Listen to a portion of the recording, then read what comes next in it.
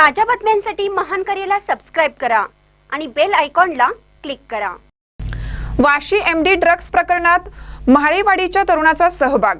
महाळेवाडीत केलेल्या धडक कारवाईचे चंदगड तालुक्यात खळबळ।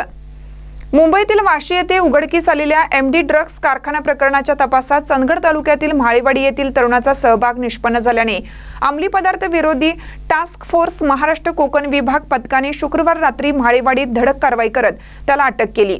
या कारवाईमुळे संपूर्ण तालुक्यात खळबळ उडाली आहे।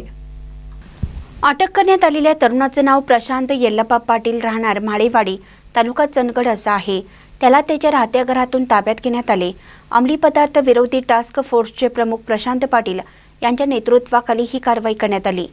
मुंबईतील वाशी येथे अब्दुल कादर रशीद शेख यांच्यावर करण्यात आलेल्या कारवाईनंतर पोलिसांनी त्याची कसून चौकशी केली असता मूळचा महाळेवाडीचा व सध्या बेळगाव येथे वास्तव्यास असलेला प्रशांत पाटील हा एमडी ड्रग्ज निर्मितीमध्ये सहभागी असल्याची माहिती पुढे आली आहे।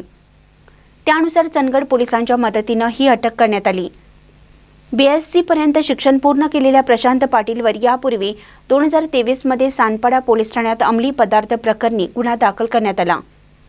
त्या प्रकरणाची न्यायालयीन प्रक्रिया सुरू असतानाच पुन्हा एकदा एमडी ड्रग्ज प्रकरणात त्याचे नाव पुढे आले असल्याने सर्वत्र चर्चा रंगली।